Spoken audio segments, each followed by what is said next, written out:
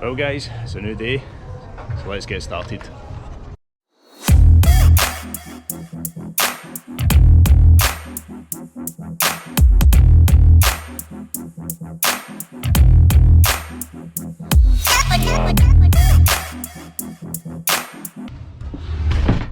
So, the door is locked.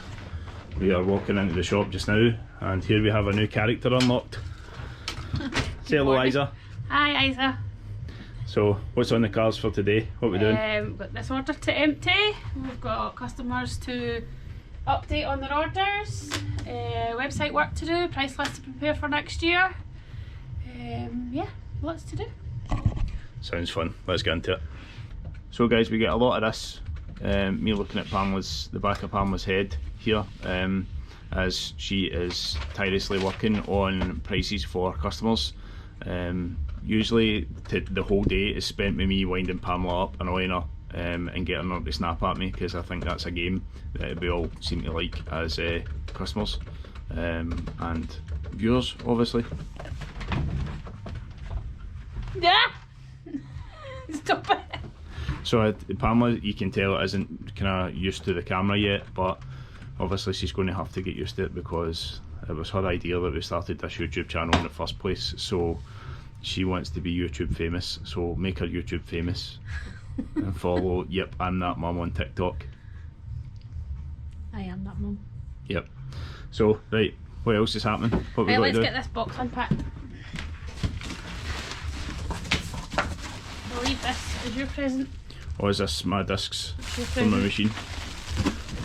Just a little bit overwrapped. And some rivets, and oh, it's not rivets, it's eyelets, and that's the rivets. That's it. As far as you're concerned, that's it. You're making me giggle.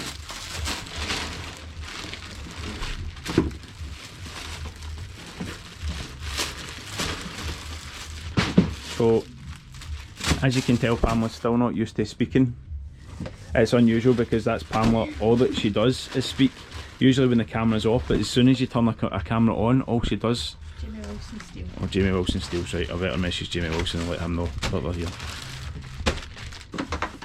So, what have we got here? This is thick leg tape, I think. No, normal leg tape. That one's thick leg tape. And that is a very squash kit for our customer. So, what's in box number 2? I'm not very sure. What do you think it could be? Pair of skates. I think it's a pair of skates.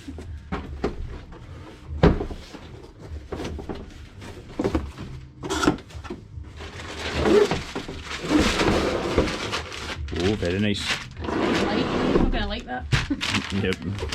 So for the customer that we've got this stick for, it's a full composite stick, and the player in question only ever uses wooden, and has only ever used wooden, so that'll be very, very interesting to see how he gets on with that. Yeah, welcome to the 21st century, Paul Aitken.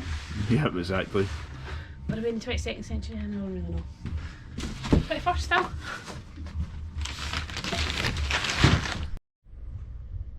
So now you can see that we managed to get rid of all the wrapping that was on the products that we have sitting in front of us. It's just about filled the bin. Thanks, Blue Line.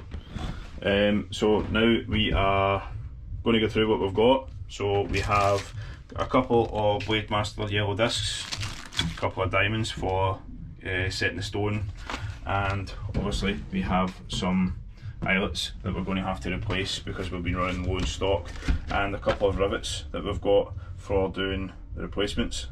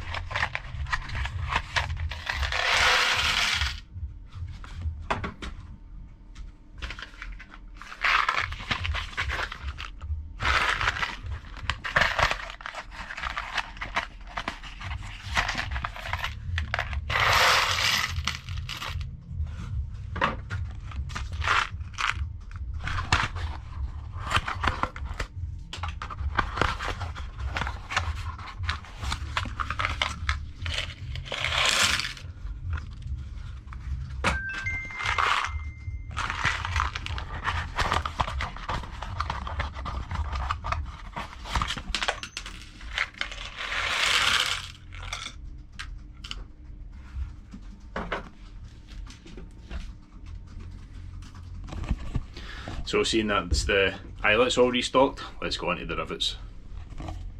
So as you can tell, I'm a little bit OCD when it comes to stuff. I've got the rivets all in the size order with, how would I put it, an indication of their sizings, or the easiest way for me to put it. Obviously we use 1/2 inch steel rivets, and I class them as the smallest because that's the smallest that we stock in our store, and then it goes to a 5/8 steel rivet, then a 3/4 steel rivet, then a 13/16, then a 7/8, and then we also have the inch steel rivet at the back. Usually they're quite good for using for the likes of an inline conversion. So I'll just pull this out.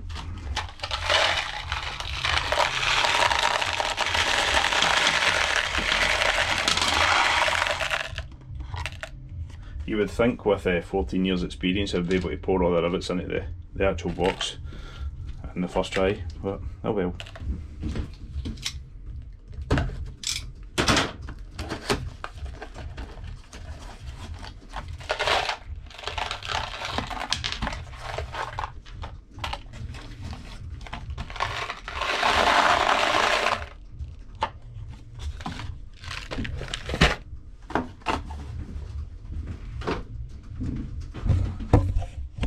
So, part 1, all done.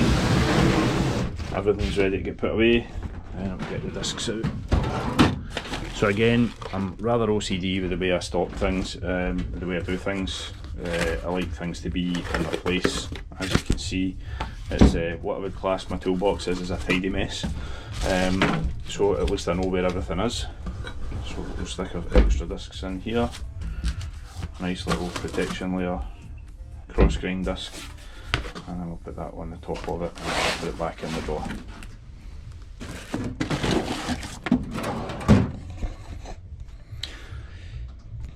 So, next job on the agenda today, fix this.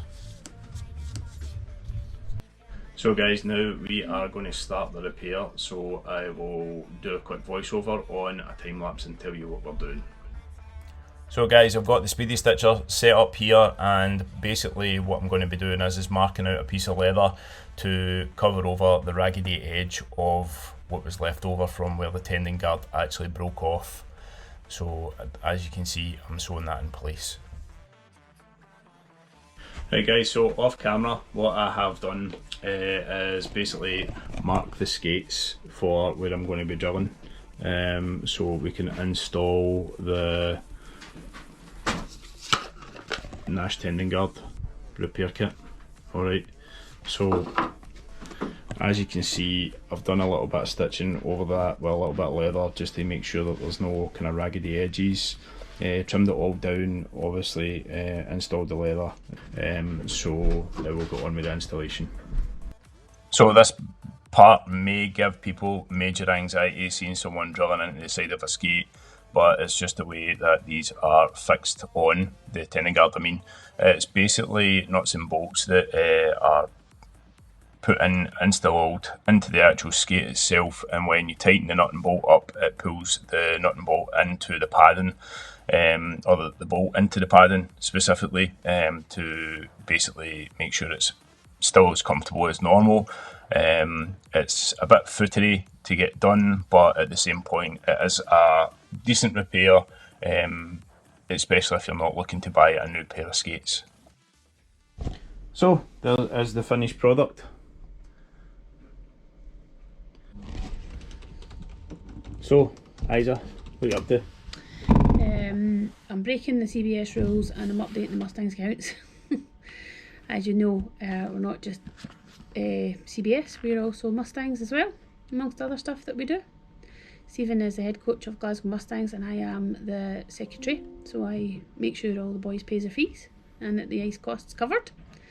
And we don't normally do it during CBS hours, but I never got time to catch it up this morning, so I'm breaking the rules.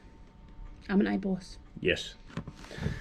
So if you're ever trying to phone and you can't get a hold of us, this is usually what we're doing. Whether we're in the process of dealing with Mustangs accounts, whether we're in the process of dealing with orders, or I'm in the back shop doing repairs or sharpenings. But yep, so this is it. This is what goes on behind the scenes. You can tell that I'm just putting off the price lists for next year. It's a massive job that we have to. You take your 4 main suppliers, all their prices, you make it into our price list, which then eventually feeds the website, which Stephen pulls his hair out putting What up. little hair I have left. I was going to say that, but I don't want to be cheeky. Aye, this website's making my hair go thin. Which is usually a seamless process, but we've had massive problems with the website crashing on the server. So this year we're going to attempt to move it to Shopify, if all goes well. But that's just another whole headache that we have to deal with. Yep. See, y'all think it's glamorous, but it's really not. So this is the glamorous lifestyle of running an ice hockey shop, where, like we've said in previous videos, you think we're all multi-millionaires. It's not the case at all. Running an ice hockey business is a very, very, very stressful headache, unless you're somewhere like down south, like Sheffield, where you have multiple ice rinks to be able to feed into the one store. Fair enough, up here we basically have Kilmarnock, Ayr, Dundee, Fife, Kilmarnock, Dumfries. They don't all feed into us. There is one store two stores still in Ayr, but the 2 stores still in Ayr, they're not very big. They don't really deal with much hockey stuff anymore. Obviously you've got ourselves here, you've got a shop in Fife now, and you have a shop in Dundee also, which is strange because our suppliers originally said the Scottish market couldn't manage another store, so after telling us that, 2 stores popped up in 1 week, which in theory isn't a stress because the guys have got their communities, i.e. Dundee have got they've got a shop in the ice rink now, and obviously they're going to be selling to their constituents, shall we say. Fife is probably the same. They've got a new shop in Fife as well. Again, that kind of serves their community, whereas we are in a community without an ice rink. So we are in Paisley, and there used to be an ice rink which I worked at, but the ice rink shut down. What year was it shut down in again? 2007. 2007. I should know this because I was still working in the company at the time, but obviously 2007 is when it shut down, and we had the mad idea in 2011 to start up an ice hockey shop without an ice rink.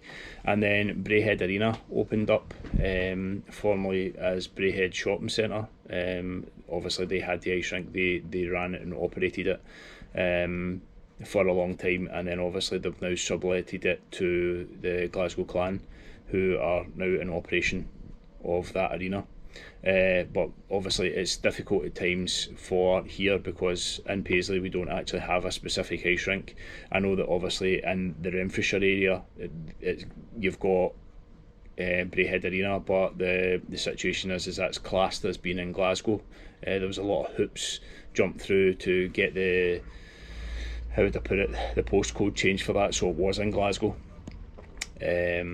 That's my understanding. I might be completely wrong, but that's what I remember from being there before. So this is going to be a new segment. Obviously we have got quite a lot of new segments that are starting, obviously because we're a new channel, but something that we spoke about, Pamela agreed with me on this one, that there's not a lot of entry level skates or entry level equipment that get reviewed, so we have decided that we are going to do that for you guys.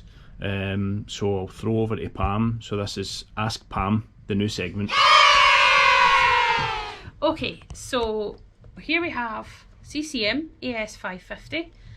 These are discontinuing this year and they're going to be replaced with the next skate. And next skate's going to be built much the same as the AS550 skate is at the moment. Might be some new and improved little tweaks, but on the whole you're going to find a very rigid plastic outsole, a very thin, flimsy sort of tongue. You've still got the moulded holder and toque there. We'll just make sure it stands up.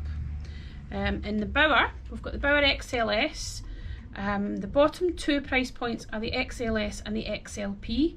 There's not a massive amount of difference in terms of cost between the two, but what you are getting is comfort.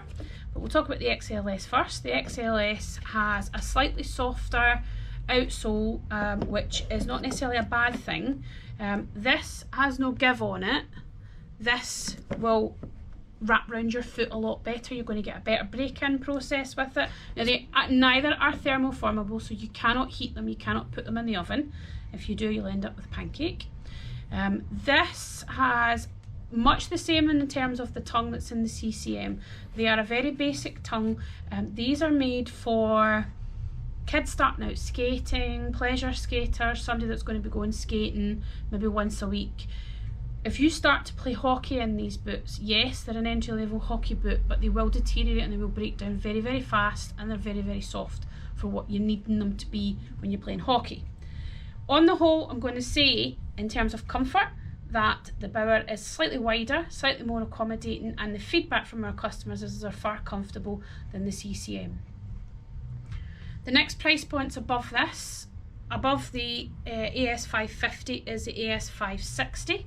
These ones, the 550s come in at £92 and the AS560s are £185. The XLS come in around about the £92 as well, but the XLP, which is a nice price point above that, is £114, and that's for senior prices. Obviously juniors, intermediates and youth all vary. The model above the XLP is the Bauer X, which comes more as a similar price point to the AS560. When we talk about thermoformability, neither the bottom two price points of CCM are thermoformable. The bottom two price points of Bauer are not thermoformable either, but the Bauer X skate, which sits at the £195 price mark, is thermoformable. So it's offering you a good, hard working skate that you can play hockey in, that can be thermoformed for under £200. Right, so next question. What would you say, in your professional opinion, is the better skate out of both? Would you see selling more? From a retail point of view, we sell more of the Bauer range at the bottom price points, XLS, XLP, than we do the AS550s and the AS560s. That's mainly because the feedback from our customers is the Bauer is more comfortable and they're a better skate for that entry level market. The AS550, the feedback on that has been very uncomfortable, very hard, very rigid and very narrow at the toes across the toe box, which means the break-in process is extended and a lot more uncomfortable because there's no give in the boot. When we look at the range of CCM from top to bottom in either tax or jet speed range, if you're looking at that 300 plus price point every day of the week, the technology within CCM blows everything else out the water. They manufacture a monocomp frame, a 360 one-piece frame, which allows a completely different feel and contact with the ice.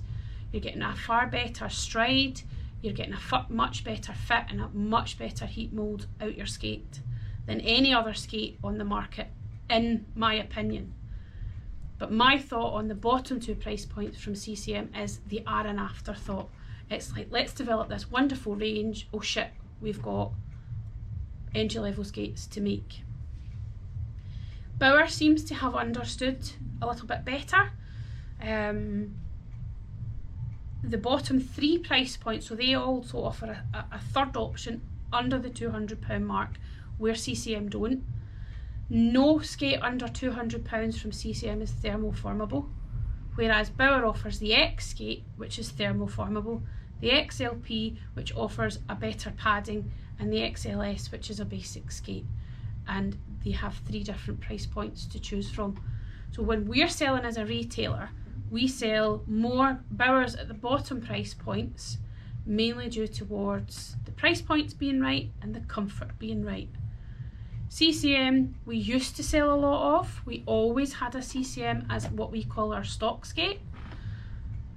But latterly in the last 2 seasons, the customer feedback has been quite negative, and we've been left with a lot of excess stock in the AS550, which led us to make the decision to discontinue holding it in stock and replace it with the Bauer XLS as our stocked skate. When we talk about our stock skate, as a very, very small store, we can only hold one range of entry-level skates in store in sizes, youth sizes to juniors to senior sizes. We don't have the space to hold everything. We would love to have the space to hold everything, but we just don't. So we've made the decision to move forward with holding XLS and XLP. Right, so next up we have all 3 models of the lower end entry level Bauers to give you a little bit of information on. Oh, okay, that's me. This is the XLS, which we've showed you previously. This is the XLP. Main differences between this and this: outer sole, much the same. Tongue, you've got more padding in the metatarsal, which is here.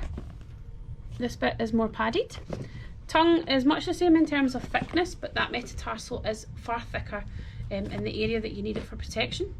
It's a slightly different liner, so slightly a wee bit more comfortable than the microfiber that's in this. Same runner, same holders at the bottom, still the moulded holder and took. We move into the X, so these are all under £200. The X has the Digicomp quarter package, which differs from the lower 2 models because it is thermoformable. It is much thicker in the terms of the padding around the ankles. It has a very similar liner that is in the XLP, and again it has that additional metatarsal guard within the tongue. All 3 are under £200, so you're offering a thermoformable option to the general public for that entry level price point. Not everybody, especially in these times of economic crisis, has thousands of pounds to spend on skates. So these 3 options give the customer something to think about. They can stretch their budget to 200 and get something that's thermoformable. They can land in the middle with the XLP. They're still getting a very comfortable skate. Or is it a pair of skates that they're going to throw in the cupboard and they're going to pull out every 2 or 3 weeks to go skating? Your XLS does the job. So today has been quite a quiet day. We haven't really had that many people in the store, but we have just had a delivery of skates that I will take you through and show you. Right guys, so as I said, we've just had a delivery of skates in there just now. As you can see, it's from the Urban Flyers. So the Urban Flyers are going to be playing in the Scottish Cup, or the Recreational Scottish Cup. So as you can see, we have all of these skates that we're going to have to perform maintenance tasks on or sharpen.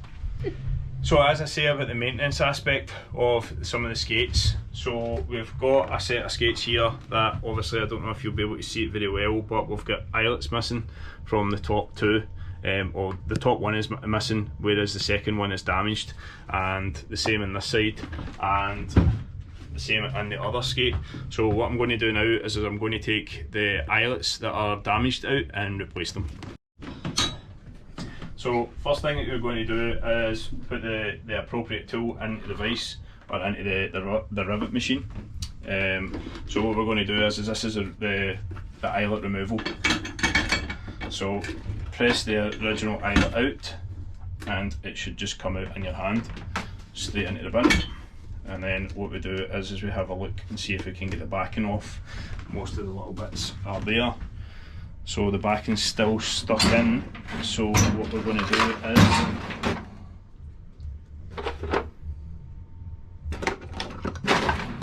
find what I would class as a persuader and push through the back just to take the back piece of the eyelet out. So looking further inspection, there's an extra one that's needing done on this side as well, so we'll remove that as well and replace that. So sometimes when you're taking the eyelets out, even though you're using the appropriate tool, this can happen. It can get stuck, it comes out, and then you've got to basically put it back in. You've then got to put it back in, tighten it down, and sometimes, like I say, all of the eyelet doesn't come out, so sometimes you just use a wee set of pliers or clips to get it out. Sometimes it's easier just using the Allen key just to get in the back of it to remove them. So that one's actually not too bad, it's only the other one down.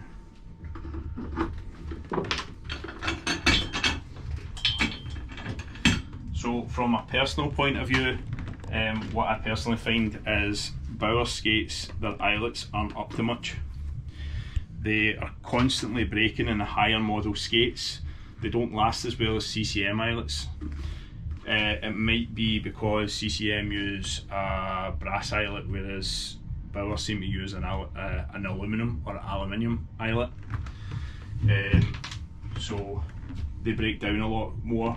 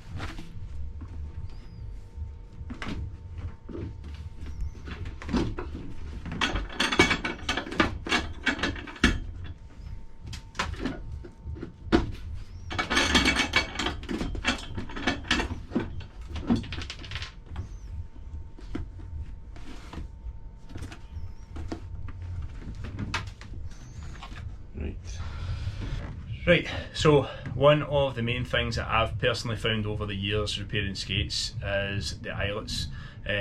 What I started using probably a couple of seasons ago now is a 3-piece eyelet. So it's a brass eyelet, which basically it comes with the actual eyelet itself and a washer that goes over the top, and then a washer that goes in the inside. Originally, when we first started off, we were using the 2-piece eyelets from Blademaster, which obviously becomes with a backing and the outside part. But what I tend to find with these is when you put them in and you splay them, it was leaving a rough edge, and it was basically you were busting your laces on them. So what we decided to do was replace them and start using the 3-piece. The 3-piece is really easy to use. It's very simple to install, especially if you've got the right tools. So you put one of the collars on this part here, and the other collar you place the eyelet through and then place it into the skate. You then basically push that through and clamp it down into position. With the pressure that you press it in, it then seals the back of it on the inside and the outside. So there you have it, guys, all fixed, all repaired. So what's next? What's next is wading through the sharpenings. How many sharpenings we got? 1, 2, 3, 4, 5, 6, 7, 8 so far, which isn't a lot of sharpenings to do, but it's enough to keep us going just now. Obviously we'll get them rattled through and then we'll go back to you after the time lapse.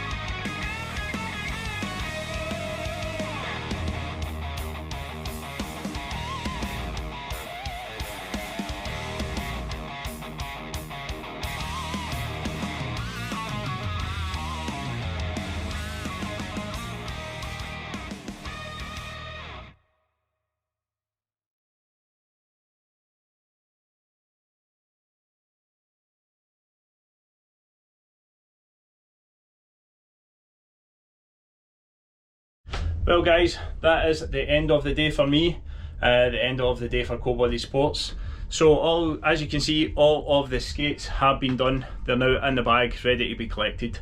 It is a service that we offer. If someone wants to bring their skates to the store for a team, basically the person that brings the skates gets their skates done for free. So usually you find if there's 5 pairs of skates that get brought to the store, the 6th one is the person that's bringing their skates. They get their skates done for free because they're carrying the skates back and forward.